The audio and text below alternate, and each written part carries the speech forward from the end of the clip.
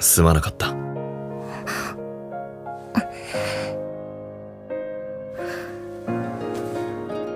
ごめんなさい。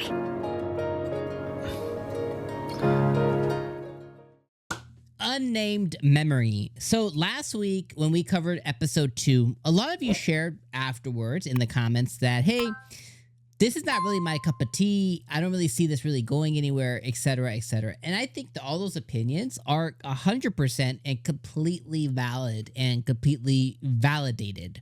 I will say, it's the third episode rule. That's what we're on, right? Is we're on the third episode. And I think, hey, make a choice, make a decision, and think about if this show is really for you or not. Take my opinion out of it, but just kind of think of what is your pure enjoyment of this show so far? Are you bored? Is it too slow? Is there not enough happening? Whatever those things are, all valid, and then compare that to anything else that you're watching. And the way I like to think about it is, what am I looking forward to for the week, right?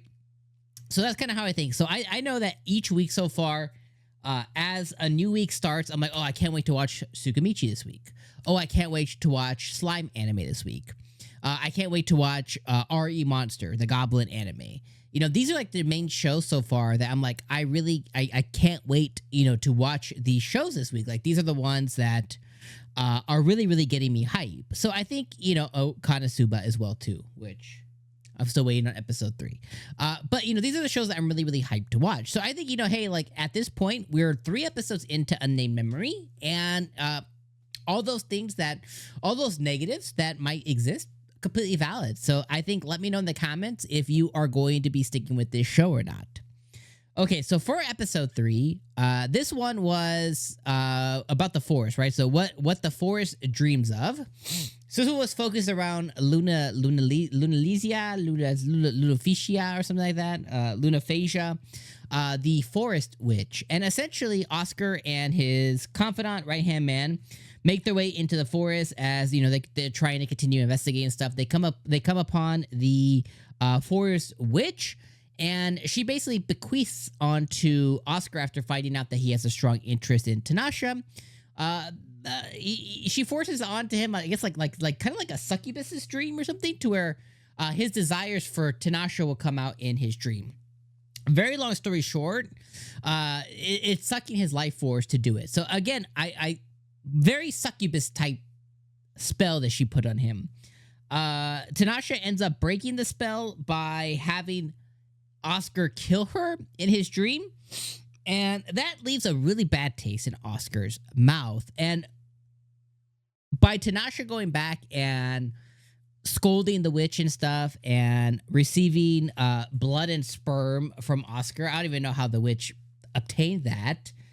She comes back to apologize to Oscar, and they share a really intimate and really tender moment. And I think this is the catalyst and jumping off point for their relationship to really come out and really deepen. Because I think that's what's really happening is Oscar he kind of wears his feelings on his chest, but he still has some moves that he could make, which I think he did this episode by pulling her close and continuing to validate and making it known his feelings. And for Tanasha, I think it's a more slower, she's old. She's lived for a couple 100 years, but in the reality of it is she's still a girl. You know what I mean? Just because your grandma is 80 doesn't mean that she's not a girl with girl feelings. And I like how it's going to be more of a slower burn for her. And a lot of that becomes because she hasn't really experienced romance to this level.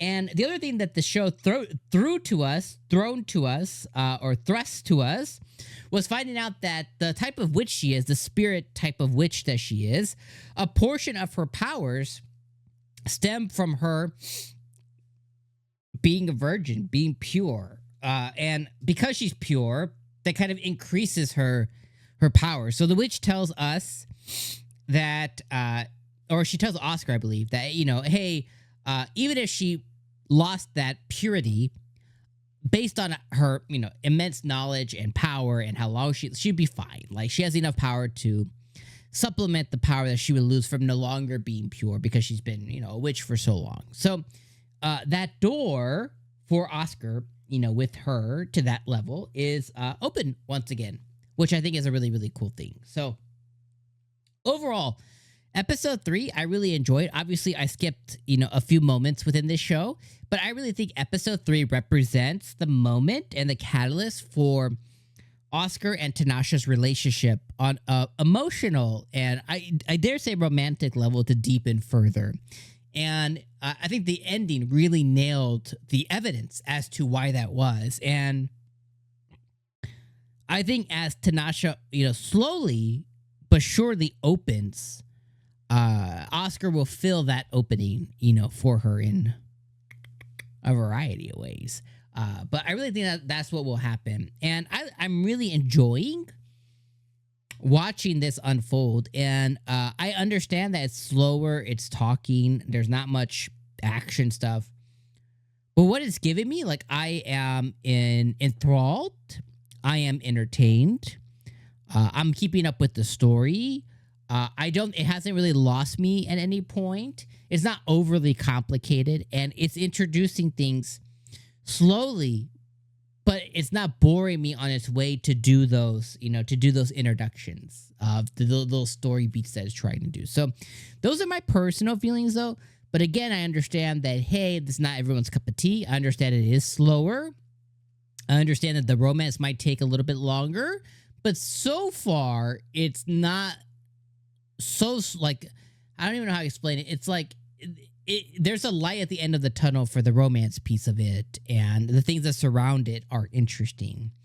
And I think that's what's keeping me engaged so far. So, Unnamed Memory, episode 3, really enjoyed it, really loved it.